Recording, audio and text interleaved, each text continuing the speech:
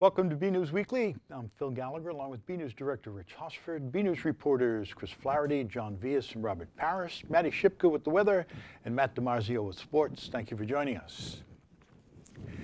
A Burlington home was struck by lightning, causing a small fire that was quickly put out thanks to the quick work of the homeowner. Burlington Fire Department Captain Andy Connerty said that at 5:20 p.m. on Tuesday afternoon, the department received a call that a Mill Street home had been struck by lightning.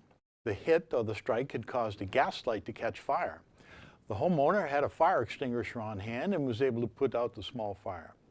They were lucky, Connerty said. Fortunately, the guy had an extinguisher right in his house. The fire department shut down the gas to the house as a precaution and called in the electrical inspector and the plumbing inspector. Nobody, fortunately, was injured during the incident. On Wednesday night, town meeting voted to approve the first phase of a two-part process that will connect Burlington to the Massachusetts Water Resources Authority, also known as the MWRA, with the intention of adding redundancy to the town's water supply. Town meeting voted to allow the town to pay the $4.6 million fee to join the MWRA, an additional $700,000 to install a water line on Adams Street to connect to the Burlington and Lexington water systems. This initial connection will give the town short-term redundancy in the system as it installs an automated sludge removal system at Mill Pond Reservoir and a backup for any emergencies. Long-term, town leaders are seeking another vote to build an exclusive connection to the MWRA system that the town can use to supplement its water supply. Those behind the move said that in any water supply, you want to have the three legs of the stool. These are quality, capacity, and redundancy. They said Burlington's water quality is good, but it is near capacity and that does not have any redundancy. There are multiple reasons the town is near capacity and not having redundancy in its water supply. One issue is contamination in some of the wells at Vine Brook treatment plant that caused 3 of the 7 wells to be shut down. The other side of the coin is water demand. Burlington's 5-year average shows the demand is 3 million gallons per day, but has a high of 5.4 million gallons per day. In total, Burlington can produce roughly 5 million gallons per day from both the well fields and the reservoir. This situation has resulted in the watering restrictions that limits irrigation system use to even and odd days. DPW Director John Sanchez said this margin between production and usage does not leave enough room for error, and that errors in the system occasionally do occur. There was a discussion on the cost to residents. Sanchez said that based on Burlington residents' average use, the cost of joining the MWRA will be a $100 increase in annual water bills. This will be spread out over 10 years, so the average water user will see a rise in their bill of roughly $10 a year. He said that even with this rise in cost, most Burlington residents will still be paying significantly less than residents of most neighboring communities. The second phase, scheduled to be introduced in fiscal year 22, will be to create a larger exclusive connection with the MWRA and decommission the Vine Brook treatment plant entirely. The town would maintain the Mill Pond Reservoir as its primary source of water and use the MWRA water as needed to meet demand. On Monday, during the first session of the May town meeting, the town's legislative body voted to approve the proposed fiscal year 2019 operating budget. The total budget, a blend of both the town government and school department, was $135 million. The breakdown of the budget was 35% for education, 33% for accommodated accounts, 25% for general government, and 7% for other. The budget reflects a 3.15% increase over FY18, which fits within the Ways and Means goal of staying within a 3.25% increase for the year. Not every individual department came in under the 3.25% guidelines, as was explained at the top of the discussion, nor was that the goal. In a letter to town meeting members, Ways and Means said the goal was for the budget as a whole to meet the guidelines. As far as the operating expenses, please note that 3.25% is a blended number between departments, the letter stated. This means that while some budgets are marginally higher, some are also marginally lower. The blended amount across the board for Burlington meets the 3.25%. The local education part of the budget also garnered some questions. At $62 million, the department's budget, as stated above, makes up 35% of the total budget. The FY19 amount reflects a 5.3% increase over FY18. There are a number of reasons for the size of the budget. Superintendent Eric Conti explained in both a letter and during the meeting. These include funding the contractual obligations with staff, including a 1.5% cost of living increase that is included in most union contracts, as well as funding to maintain class sizes and programming. The biggest driver of the budget increase this year, Conti explained, was special education funding. Conti said that a decrease in help from the state coupled with an increase in the number of students who need special education services has contributed to the situation. Special education, as you know, by state law cannot be capped. Burlington High School, the Burlington Police Department, and the Burlington Fire Department held a mock crash presentation for juniors and seniors ahead of prom on Friday. The crash was a way to show students the dangers of drinking and driving and distracted driving. BNEWS reporter Robert Paris, who helped with the production of the mock accident, was there and files this report. Students watched as their classmates were dragged, lifted, and carried out of cars that were involved in a two head-on collision crash. On Friday, May 11th, Burlington High School held their mock crash presentation outside of the student parking lot. The crash was a way to show students the dangers of drinking and driving. So this is a crash that we do every 2 years around prom season, and we like to send a message about making good decisions and how bad things can happen to good people. And we just want to send the message that we do want people to have a good time, but to be aware, to be safe, and to watch out for each other. And the reason why we actually do the actual physical drill is because the kids actually get to see their peers involved in it. Keeping students safe is the school's #1 priority. It's very important for us to make sure our students know how much we care about them and to keep them safe. This is a message that they need to hear repeatedly because they are kids and they do things in the car that relate to distracted driving, and we want to make sure they remain safe at all times. I spoke to one of the actors about his thoughts on the filming process of the crash and the actual event. The experience going through this, it was actually very terrifying for me, and like seeing all my classmates out there. But it was so real in the moment that I was being put on the stretcher, and that all my friends were being evacuated from the cars and with the helicopter. It was just a lot going on at once, but it's so realistic that it should send us positive, like a strong message out to people to not drink and drive during prom. Remember, don't step in a vehicle with someone under the influence. The consequences are severe. That it can happen to anybody. And I think that's why we think that the way we do it is so effective, because we use their peers, we use their friends, we use the people that they've known almost their entire life, and they see that bad things can happen to people that they love, that it just doesn't happen to somebody else. I hope that they decide not to use any alcohol or drugs during prom or ever. But it's really important that we just have a good time and stay safe during prom.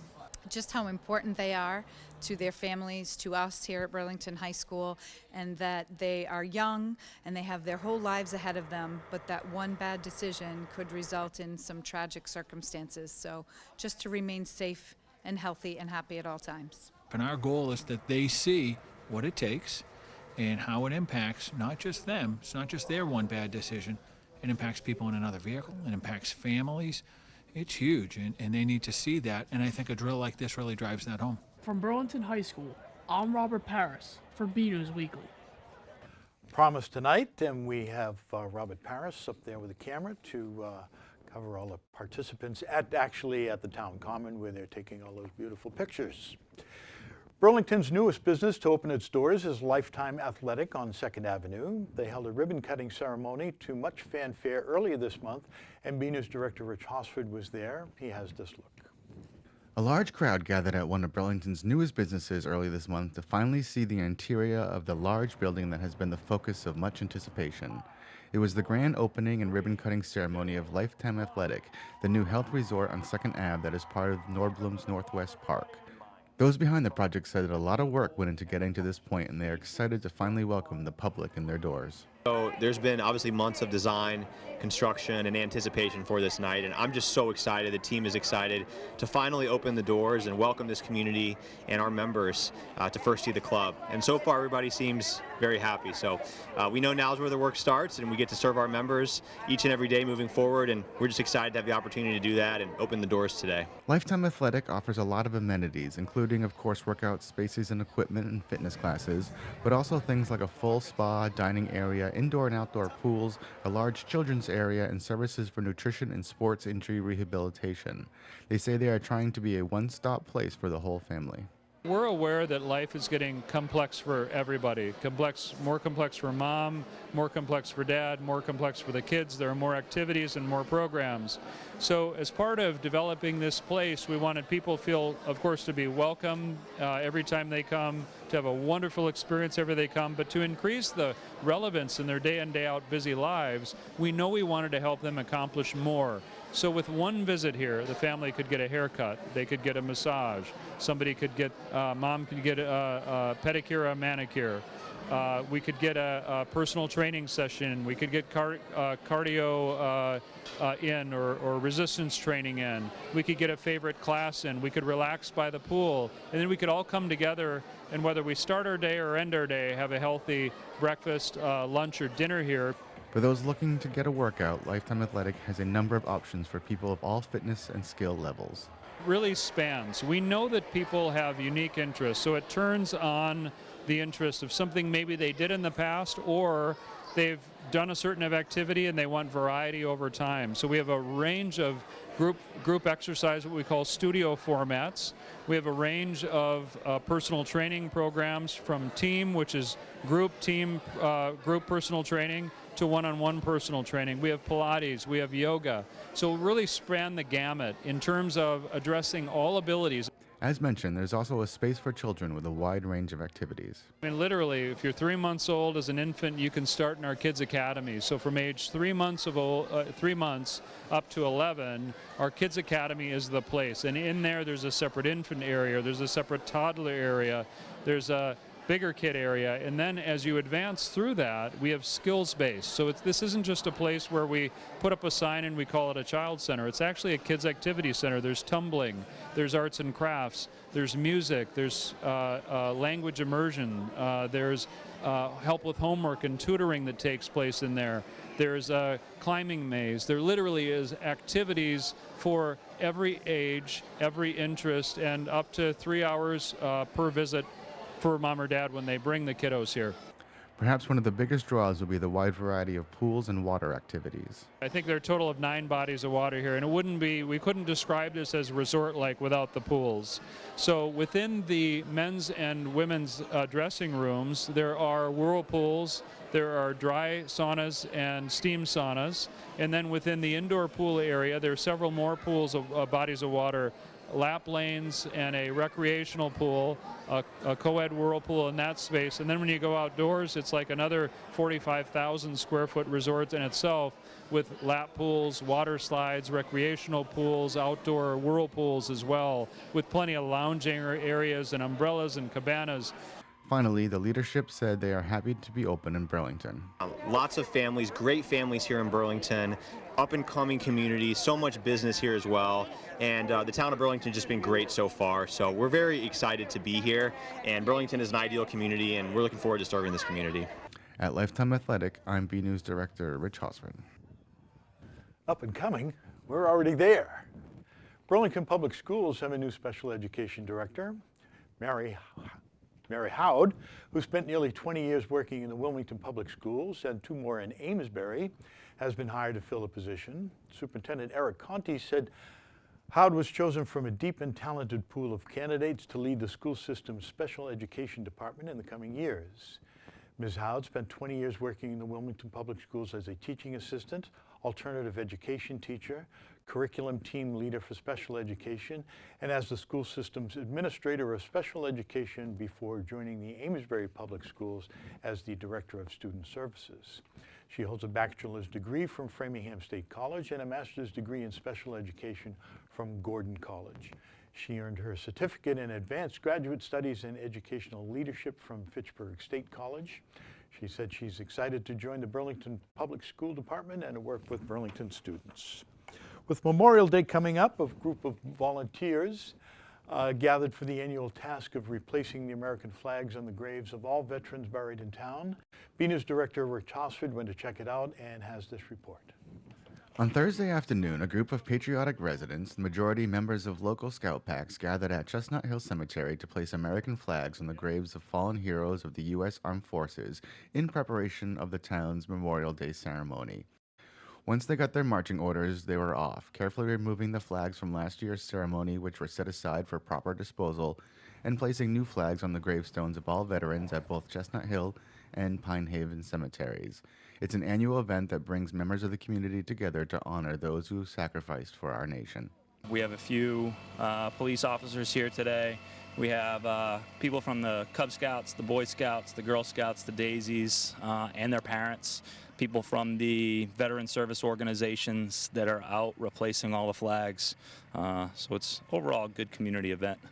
Hanovic said the placement of the flags is a symbolic gesture to pay respect to those veterans who have passed. For a veteran, a flag is draped over their coffin before, they're lowered into the earth.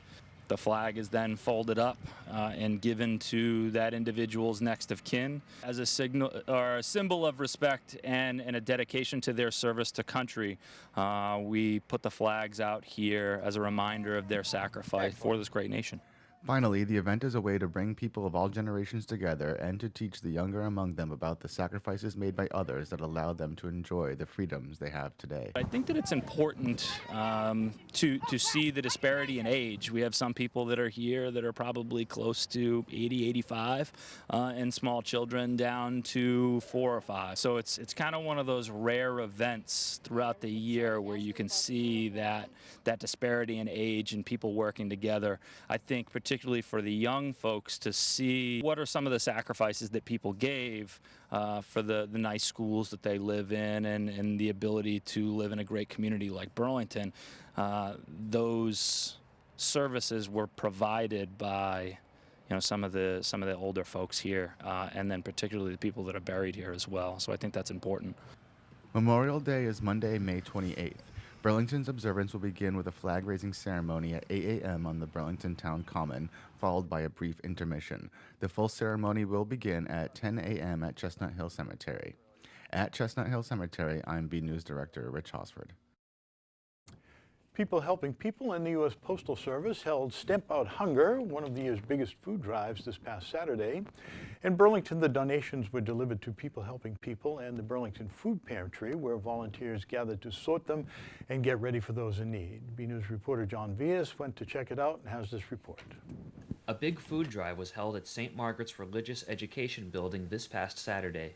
Stamp Out Hunger is one of the year's big food drives and was conducted by the U.S. Postal Service, collecting donations left by residents and businesses to help those in need. All food products were given to the food pantry of People Helping People in Burlington by letter carriers of the Postal Service.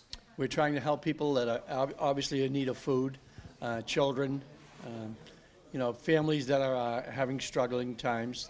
We're here to assist them in various ways as others besides food. If people have other needs, we either try to help them directly or we'll send them somewhere where we know they might be able to get help. So we try to get people in the right direction to get the assistance that they need for whatever problems they may have.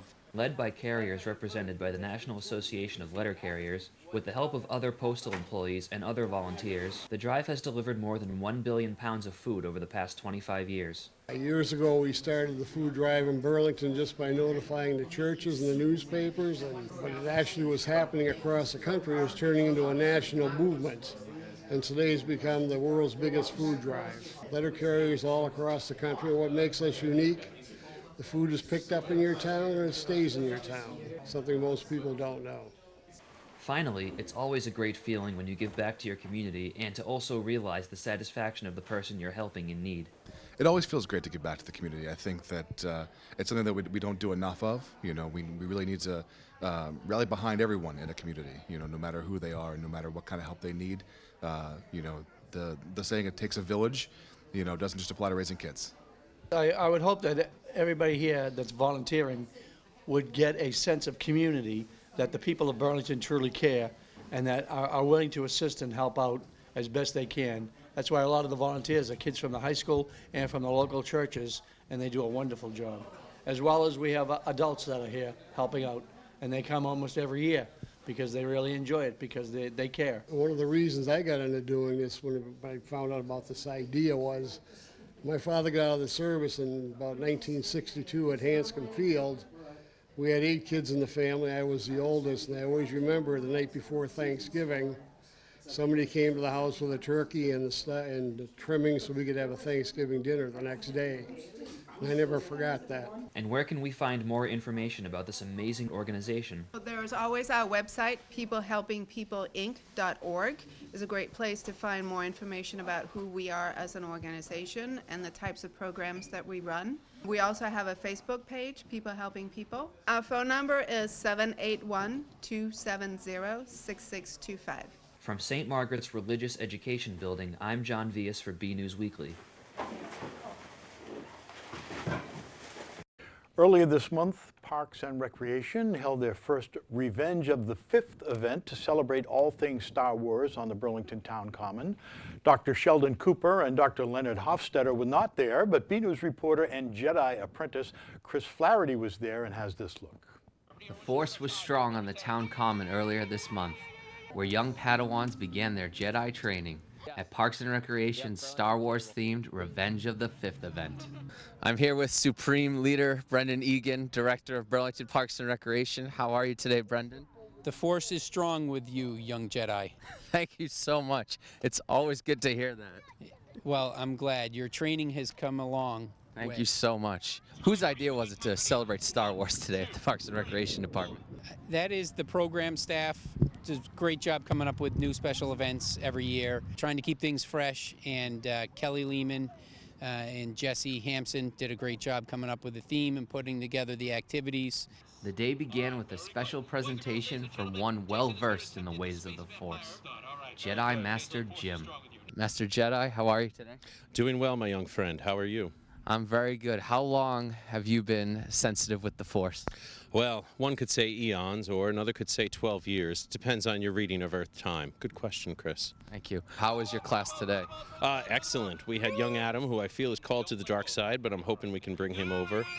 We had Hazel, who is obviously very strong with the Force and with the butterflies. Not something you see in every Jedi. It's very impressive, yeah. But an excellent group of children, as always, in Burlington. Are those the droids we're looking for? Those are not the droids you're looking for. Those aren't the droids we're looking for. And no Star Wars event would be complete without a visit with some friends from a galaxy far, far away. I'm here with ruler of the galaxy, His Darkness, Darth Vader. How are you, sir? I'm doing good. That's good to hear. How's the Empire going? Trying to build Death Stars is not easy. I've heard about that, yeah. You gotta be careful with those. That's how the rebels get you. Rebel scum. Yeah, rebel scum. There's none here. I hope not. Burlington doesn't seem like that kind of place. No, we're a very law-abiding, empire-loving community. Excellent. Yeah. I'm here with Chewbacca, second pilot of the Millennium Falcon. Chewbacca, how are you? Well, that's good to hear. I'm glad you're doing well. Well, it's nice to see you too. Honestly, I'm a big fan. But of course, the real stars of the event were the young Jedi in training. How's Jedi training going today? Great. Great. And I see you're dressed up as Darth Vader. Does that mean you're on the dark side? Yes. Okay, we'll edit that part out. We won't tell anybody. What's your favorite Star Wars movie? Revenge of the Sith. Okay, all right. I'm sensing a theme here. Clearly, you guys aren't very big Star Wars fans. No, not at all. Never heard of it. Well, no, the Force must run strong through your family. I would say so. What does Star Wars mean to you guys? What does Star Wars mean to us? You like Star Wars? Yes. This is young Padawan Connor. Connor, how are you today? Good. Can you tell us your favorite Star Wars character?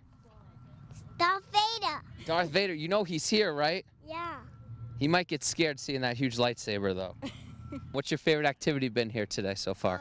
My favorite activity was making the Star Wars lightsabers. Very cool. Is this the lightsaber you made right here? You want to show us some lightsaber skills? Yeah. All right. I'm going to step back for a second.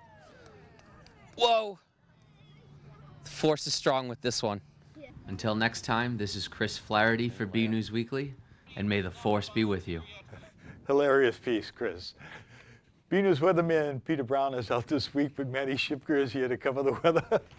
She will also bring us the community calendar to let us know what's happening in Burlington. Hello, I'm Maddie Shipka, filling in for Peter Brown, who's out this week.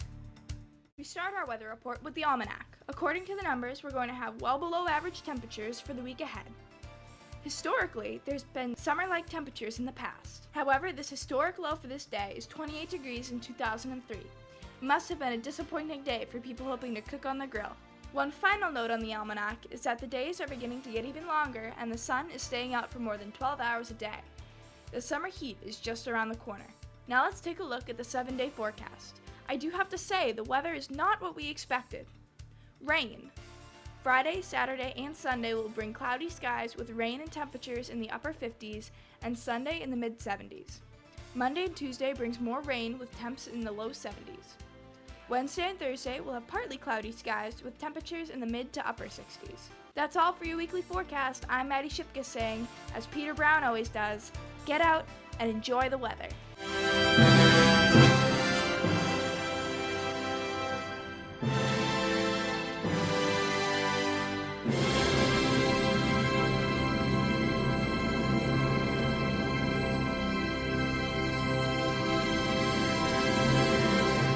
I'm Maddie Shipka, and this is your community calendar. Expecto Patronum.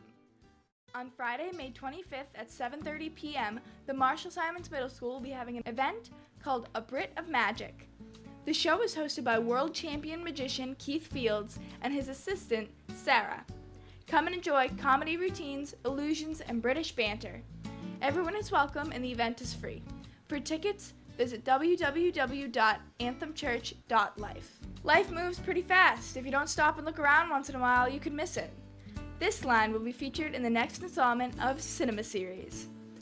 On Friday, May 25th, BCAT will be hosting its monthly event, the Cinema Series. The movie they will be showing is by Ferris Bueller's Day Off, presented by yours truly. Everyone is welcome and the event is free. Pre-registration is required. Doors open at 6:30 p.m. and the discussion will begin at 7. For more information and to register, please visit bcattv.org or call 781-273-5922. Come honor all the veterans who fought for our country. On Monday, May 28th at 10 a.m., the Burlington's Veteran Service Office and the Allied Veterans Council will be having their annual Memorial Day ceremony. The event will be held at the Chestnut Hill Cemetery on Bedford Street. If there is inclement weather, the ceremony will be held inside the Burlington High School wooden gym. Everyone is welcome and the event is free. For more information about the ceremony, call Burlington Veteran Service Office at 781-270-1959. I'm Maddie Shipka, and this has been your Community Calendar. The spring sports season is well underway, and the Burlington teams are starting to eye the playoffs. For the latest Red Devils action, we go now to BNews sports reporter Matt DiMarzio for this week's sports report. Hey everyone, this is Matt DiMarzio here with your weekly sports report. The spring traditionally brings graduation and proms and all kinds of activities to close out the school year. This spring, there are also some championships to be delivered. As the week comes to a close, the Burlington High softball and girls tennis teams look to close out Middlesex League Freedom Division Championships. The tennis team is undefeated in its division, and the softball team has lost only to Woburn and Arlington, both Liberty Division squads. The next action for the softball Lady Devils is a game in Chelmsford on Monday against the Lions of the Merrimack Valley Conference. The tennis girls have a non-league match with Manchester Essex on Wednesday afternoon at Rahanas Park. The track and field teams at BHS didn't win any league titles, but certainly have enjoyed a solid spring. The boys will finish second to Wakefield in the standings. Both squads will participate in the Middlesex League Championships on Monday at Regis College in Weston. Some exciting news from the lacrosse field. The Red Devil boys have qualified for the state tournament, finishing with an overall record of 10-8 after late season wins over Brookline and Watertown. The Devils lost on Thursday night to Melrose, but had already clinched the playoff spot by then. The baseball season is going right down to the wire. After 12 games, the Red Devils were 7-5 overall. This week, the Red Devils play Cambridge on Tuesday night at 7 p.m. under the lights at Shawsheen Tech's Field in Barica. They play Cambridge again on Thursday afternoon in Cambridge at 4 o'clock. It should be an exciting finish to the season for Coach Dan Hirsch and his team. And that's all for your weekly sports report. I'm Matt DiMarzio, and back to you guys in the studio. Another week, another photo to highlight. This week we have a photo of some local Girl Scouts making a heartfelt donation to members of the United States Air Force. It was taken during the annual Cookie for a Cause event at Hanscom Air Force Base and was sent in by our own Linda McNamee. During the event, Girl Scouts of Eastern Mass donated over 17,600 boxes of cookies to the Air Force members at the base. Thanks for the photo, Linda. We'd like to see your photos. This is flower season, by the way. We'd like to see your garden. They could be something you see around town, whether outside your own door, or even photos of your family members and pets, whatever you think is interesting and would like to share with us in the community. Email your photo to bcat@bcattv.org with the subject line Photo of the Week. Okay, that's it from the news desk here at BNEWS Weekly. I'm Phil Gallagher, along with Rich Hosford, John Vias, Chris Flaherty, Robert Paris, Maddie Shipka, and Matt DiMarzio. Thank you for joining us.